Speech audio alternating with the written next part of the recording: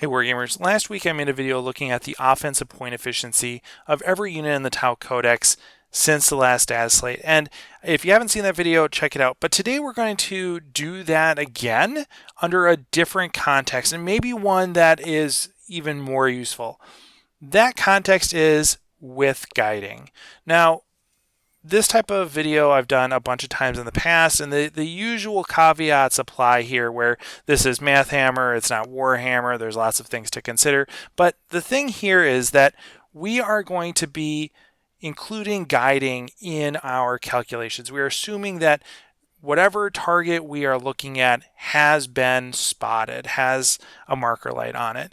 And the reason why I haven't done this in the past is because earlier versions of marker lights, earlier versions of For the Greater Good have always relied on the benefit being heterogeneous across the army, having it be a relatively scarce or limited benefit and not providing universal access to improve shooting against that target.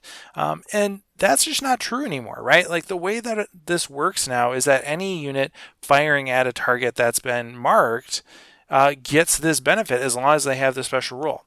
So that's something that we can reasonably assume is going to be in effect for any particular unit shooting at a target, right? We can bake this into our calculations and not have it be a totally stochastic thing. So that's pretty cool that we're in this place where we can make these assumptions and actually utilize these calculations under a more realistic context of having a marker light or spotter on this particular target. Now, of course, there are some unevenness. There's some unevenness in how this is going to be applied to the codex, right? Auxiliary troops, Vespid, Kroot, aren't going to benefit from this because they don't have the special rule.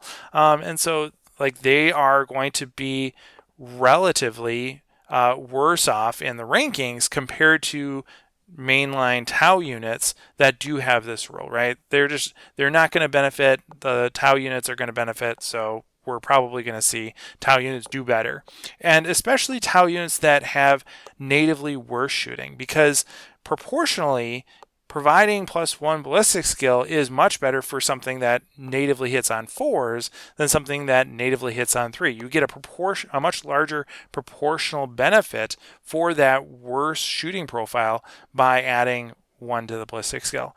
And so we see a larger increase proportionally in point efficiency for those worse shooters compared to the much better shooters.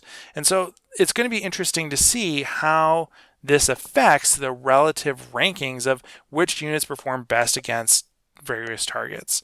So again, just like last time, we're going to take a look at a variety of dummy profiles here. Again, not having special abilities or anything like that. We're just looking at toughness, wounds, save, and looking at which types of units are the most efficient against those particular dummy profiles. And I'm going to go ahead and highlight the units that have moved up in the rankings in green, so it's really clear about who's actually gaining the most in terms of their relative performance compared to other units in the codex from guiding.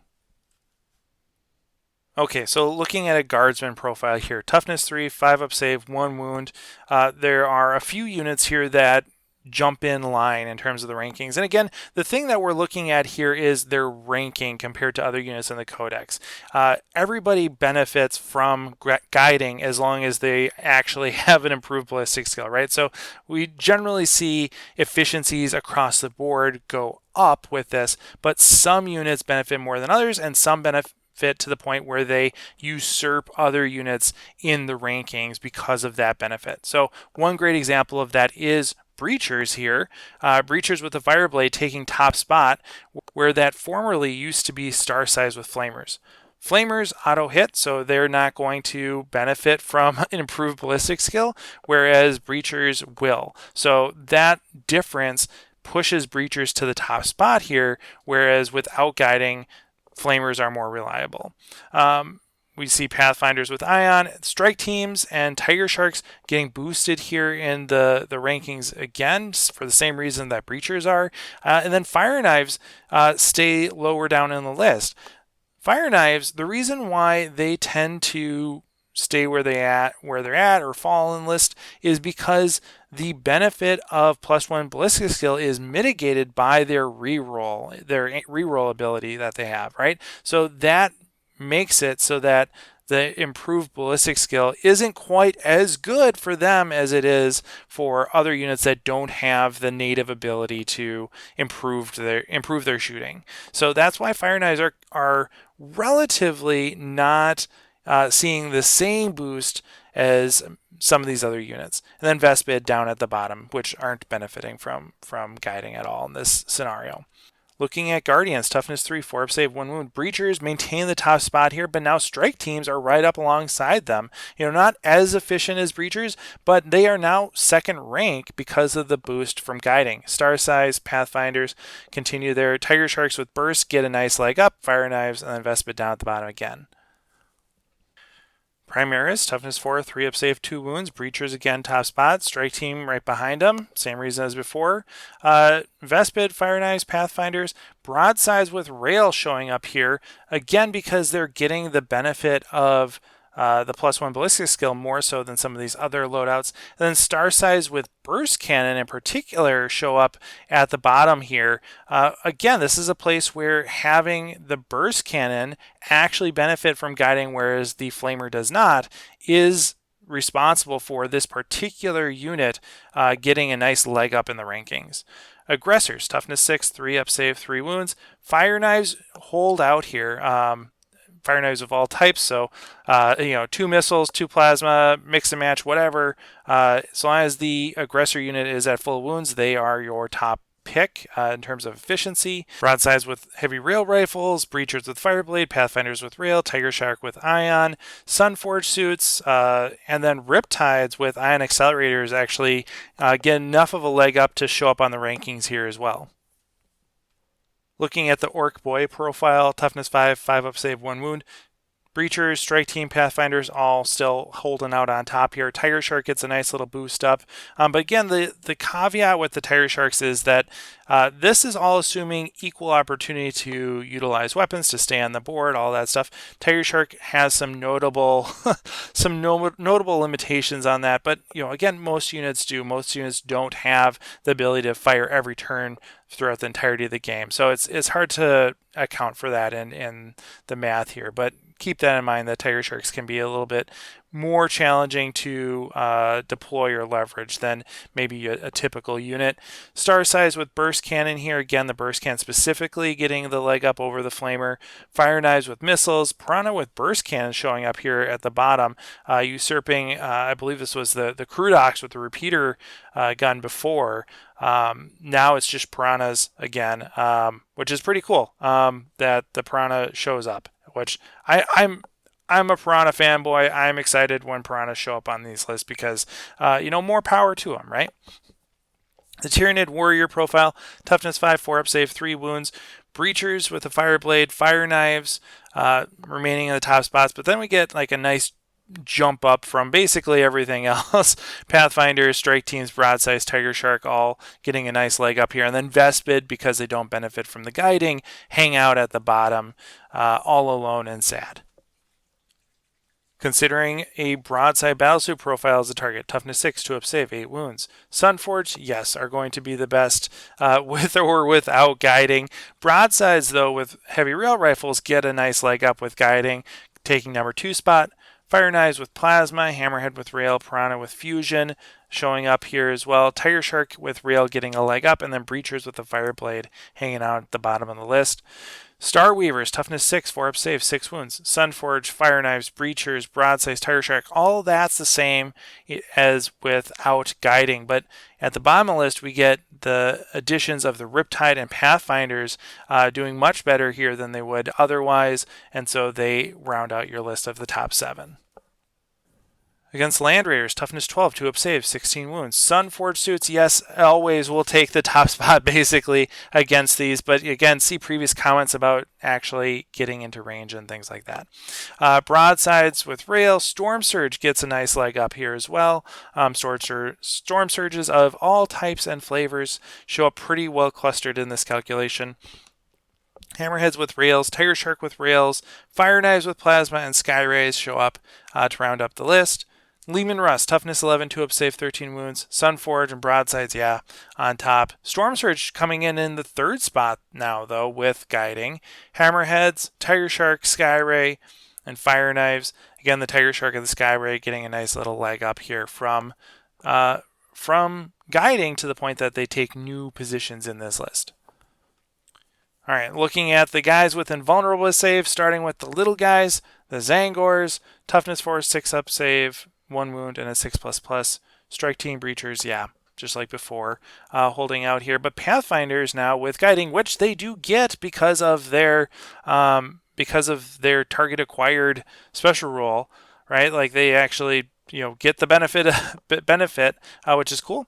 Star Size, Tiger Sharks, stealth suits show up here, which is kind of wild that stealth suits show up on any of these lists, because as we talked about in the last video, stealth suits really are a very valuable unit from a support standpoint, and you really wouldn't want them to be optimal for their offensive abilities at the same time, right?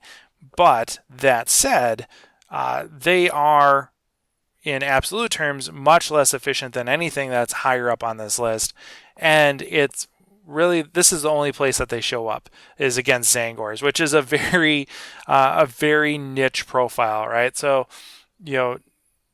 no, I don't think that undermines the previous statements about why stealth suits really shouldn't be an optimal choice for anything. They really aren't. It's just this one place where they show up towards the bottom of the list on top of that. So yeah, they do show up, but it doesn't mean that much, because when we get to the bottom of the list here, that's not that great, right? And then Fire Knives round out the list. Terminators, toughness 5, 2 up save, 3 wounds, 4++. This list is almost identical to what it was before. The only thing is that we're getting Riptides here at the bottom of the list with Ion Accelerators, because they get that extra hitting power, just pushes them over the threshold just enough. Very similar story with the Custodian profile, toughness 7, 2 up save, 4 wounds, 4++. This list is nearly identical, except for the Ghost Keel actually shows up here at the bottom. And again, same thing with the comments about the stealth suits. It shows up here on the list, but in absolute terms, it's still far less efficient than the things above it, especially when we are comparing things like Fire Knives and Broadsides to the Ghost Keel. The Broadsides are going to be much more efficient at this role, right? But the Ghost Keel does show up. It does round out our arbitrary list of 7, right? Hive Tyrants, toughness 10, 2 up save, 10 wounds, 4++. Sun Forges, Broadsides, Hammerheads, Tiger Shark, Breachers, all the same as without guiding. So those all maintain top spots even with guiding. But at the bottom of the list, we see Pathfinders with Rail and Sky Rays creeping in here at the bottom to mix things up a little bit. Against our big guys, Magnus, toughness 11, 2 up save, 16 wounds, 4++. Sunforge and Broadsides, yeah. Breachers, Hammerheads, Tiger Shark, and Skyray, though, all get a nice leg up, taking higher positions. Fire Knives hanging out down at the bottom. Then the Wraith Knight, toughness 12, 2 up save, 18 wounds, 4++. Sunforge, Broadside, Hammerhead, just as before, but Tiger Shark, again, gets a nice little leg up here. Fire Knives with Plasma, Sky Rays getting a leg up, and Storm Surge to round out the list. And again, Storm Surges here are broadly considered. You have a lot of flexibility. They all perform relatively comparably. And our last profile here is the Imperial Knight, which I did update to be the correct toughness 11, 3+ save, 26 wounds, 5++. Sunforge, Broadsides, Breachers with Fireblade and Skyray both get nice little boosts here. Hammerhead with Rail, Tiger Shark with Rail, and Fire Knives round out the list. So yeah, again, not surprising, right? That Sunforge and Broadsides will will dominate against these big vehicles, right? Like that's what they're designed to do, and they do that thing. So good job, Games Workshop. You did make the rules work in this way, so that's great. So what's the big takeaway here? Well, universal guiding does shake things up a little bit, right? The auxiliaries are left out, so we don't see Crutox showing up this time. Vespid consistently much lower in the rankings once we incorporate guiding. So that's a really big shift compared to a paradigm where guiding is scarce, right? In a paradigm where guiding is scarce, Vespid are a good offensive unit, not only for their strategic and tactical value, but just on paper too, because they do not require guiding. But here, if guiding is open to everyone, that makes Vespid much less of a winning proposition in terms of their damage output, but still valuable because of their maneuverability and tactical value there. Similar things with fire knives, right? Fire knives means that they get less benefit from guiding against full wound targets. So this guiding gives you like a little bit more of a reliable choice or reliable utility for these guys when the target's not at full strength. But this also means that fire knives just are more independent and don't need to be shooting at the same thing as everyone else is. And so you have a little bit more flexibility with fire knives to start something off or be a little bit more of a maverick here in terms of their target priority than the rest of your army, which I think is fine, right? Again, this is something that is just one piece of the puzzle, and the fact that fire knives are able to offer a particular service that other units aren't as good at, even if it doesn't show up on paper, is worth considering. And this certainly isn't a reason not to bring fire knives, right? Fire knives still are good at filling a particular niche in your army. But Skyrays, Broadside, Strike Teams, Tiger Sharks, all of them natively BS4 up units saw nice, consistent improvements in their rankings. They showed up much more highly ranked than they did in the absence of guiding, kind of across the board.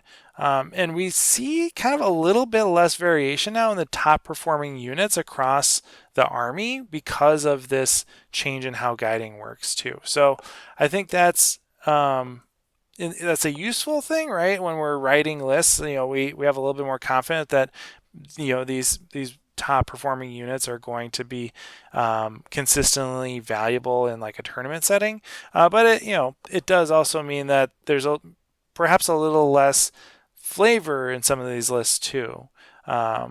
And it's 6 of one, half dozen of another, I suppose. But I always like to see a lot of variation in each of these lists, and when we start to see the same units pop up across multiple different profiles, I tend to think that gets a little stale. So that's what I think. Let me know what you think in the comments below. Are you surprised by any of this? Does it align with what you're doing? Does it align with how you play? Let's have a conversation about it. And as always, thanks for watching and happy wargaming.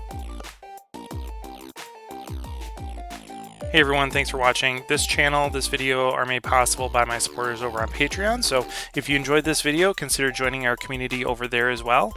Additionally, we have Invasive Wargaming models back in stock, probably for the last time. There's the original Invasive Wargaming model, plus 2 new sculpts as well, so head on over to the Invasive Wargaming Etsy shop and check those out.